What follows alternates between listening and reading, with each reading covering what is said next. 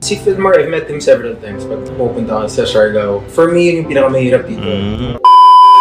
So yun, kumusta mga kanoysi? Welcome back sa ating YouTube channel. So mula kay Team Celebrity TV, meron itong pamagat na Jake Ejercito may binunyag patungkol kay Filmar Alipayo bilang stepdad ng anak niyang si Ellie.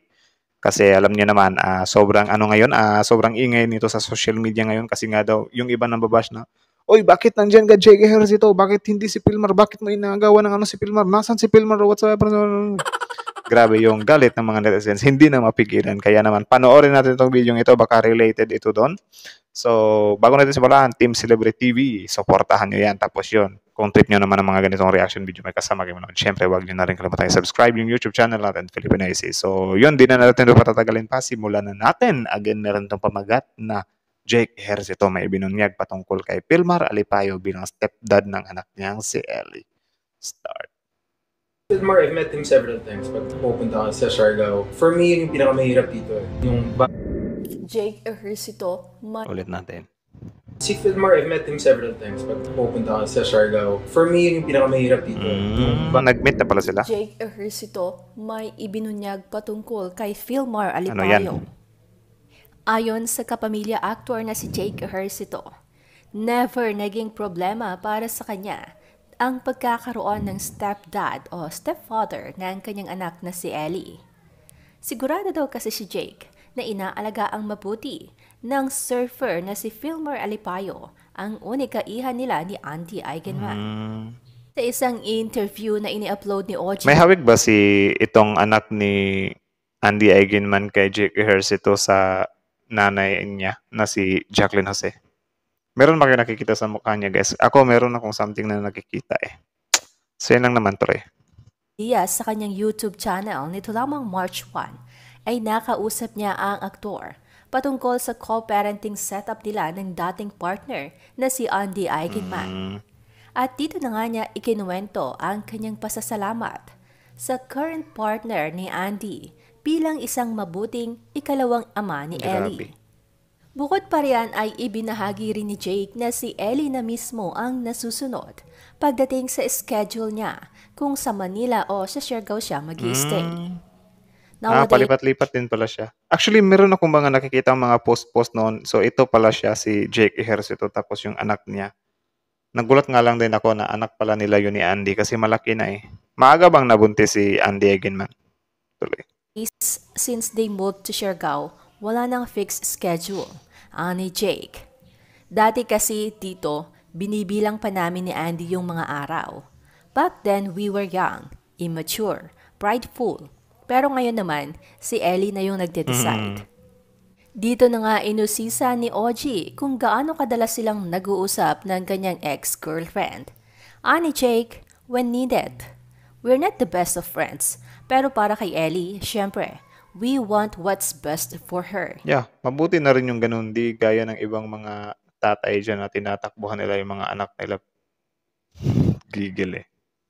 Ang pinapag-usapan namin mostly is about her education, medical stuff sa health niya, anything for Ellie. Open communication. I think that's what's important sa co-parenting. At dito na nga nagkwento si Jake patungkol kay Filmar na kung ilalarawan daw niya ay isang mabait at magalang bilang nakakasama niya ito sa tuwing bumibisita siya sa Siargao. Anya, si Filmar, I've met him several times pag pupunta akong Siargao. Nakakapunta ako ng bahay nila. So parang ano na pala sila?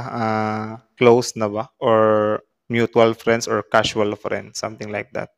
Tuloy. Pero not to the fact naman na bonding kami. Thankful lang din ako sa kanya kasi syempre si Ellie nakatira sa bahay nila and as a stepfather, I'm sure inaalagaan niya rin si Ellie. Ibinahagi rin ng aktor na never pa umanong nagreklamo si Ellie patungkol sa kanyang stepdad. Kaya naman, aniya ay kampante raw siya.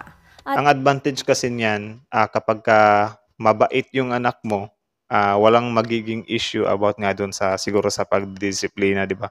Kasi paano na lang kapag spoiled yung anak mo, tapos syempre parang i-discipline siya ng stepdad. Ikaw naman na true father, hindi mo siya makikita as way of discipline kasi nga anak ko yan something like that, di ba? So, yan yung isa sa disadvantage kapag nagiging stepdad ka, tapos yung stepdaughter mo ay spoiled or may pagkamaldita rin. Mahihirapan kang i-disiplina yun kasi aaray yun. Tapos kikwestiyonin ka pa na, bakit totoong tatay ba kita? Ba't ka nagdidisiplina? Though hindi naman lahat, pero meron talagang nangyayaring ganyan, di ba? So, yan din yung isa sa risk kung magiging stepfather ka. Tuloy. Nasa mabuting kamay ang kanyang unika iha kapag ito'y wala sa kanyang piling. Very grateful ako na ganun, ni hindi ko siya iniisip or pinoproblema. I'm sure Ellie is in good hands kay Philmar. Ayun. And for that, talagang nagpapasalamat ako. Maliban naman kay Ellie ay may 2 anak sina Andy at Philmar. Ito nga ay ang mga kapatid ni Ellie na sila Lilo at Koa. Matatandaan namang wala pang naging personal na alitan o issue sa pagitan nila Jake Ejercito at Philmar Alipayo. Wala pang daw. So, parang nag-iintay Joke lang. Maliban na lamang nang surpresahin ni Jake Ejercito si Ellie sa Siargao. Malamang pati si Philmar ay nasurpresa rin sa biglaang pagdating ng dating partner ng kanyang fiancé. Ito ay para sa birthday ni Ellie na ginanap noon sa Siargao. Sumunod din ang ilan pa sa Ejercito family at nakabanding din ng mga ito ang mga anak nila Andy at Philmar na sila Lilo at Koa. Nang mga panahong iyon ay may story si Philmar na teritoryo Lilo? Di ba parang something sa tubig yung Lilo? niya ang Familiar Siargao. Matapos naman ito ay wala nang kahit na anong naging issue pa o narinig pa na negatibo sa panig ni Philmar at Jake Ejercito. Si Philmar ay abala bilang katuwang ni Andy sa pagmamanage ng kanilang surfing school business. Sila rin ay mayroon ng ilan pang negosyo sa Siargao. Habang si Jake Ejercito naman ay abala sa kanyang mga acting projects. At ngayon nga ay mapapanood na siya bilang isa sa mga cast Can't Buy Me Love? TV series na Can't Buy Me Love, kung saan una na niyang naka-eksena si Maris Racal o si Irene sa serye. So yun lang naman, Team Celebrity TV, supportahan nyo yan, yung original video link nasa description box below, bisitahin nyo yan, tapos yun, panoorin yung mga videos niya at syempre subscribe nyo na rin. Sobrang legit sa pagdating sa mga ganitong mga showbiz update. Tapos yun, syempre bago yung iwan yung channel natin, huwag nyo na nagkalimutan subscribe yung YouTube channel natin, Filipino IC. So ayun, kita nyo naman diba kung ano yung masasabi ni Jake Ejercito kay Philmar Alipayo. Sobrang layong-layo doon sa mga pangbabash ng tao ngayon sa current issue about nga doon sa bakit nang dyan ka Jake Ejercito, something like that. So malinaw na kaya lang pumunta si Jake Ejercito doon.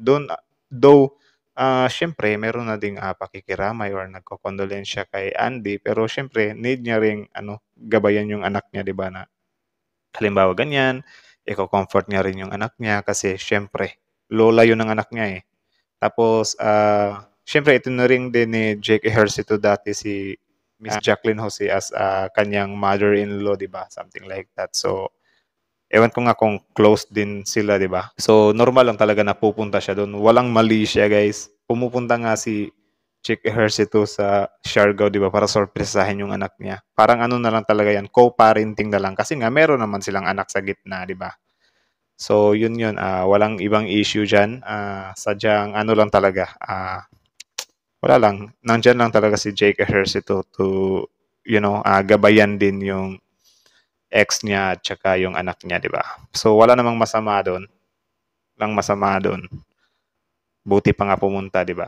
So wala namang masama doon. Sa mga nagtatanong naman kung bakit wala si Philmar doon sa burol ay dahil daw mga baby pa daw yung mga anak nila, which is dagdag sikasuhin na naman yun kay Andy Eigenman kung nandun yung mga anak niya, 'di ba? Tapos mga bata pa, kaya ang gusto kasi ni Andy Eigenman ay makapag-focus siya sa pagpa-process ng mga sa burol ng nanay niya, 'di ba? So yun lang naman, guys. Kita nyo naman sobrang ng mga nalaman natin sa video ito. Sobrang swak. Kaya naman yun, Team Celebrity TV, subscribe nyo.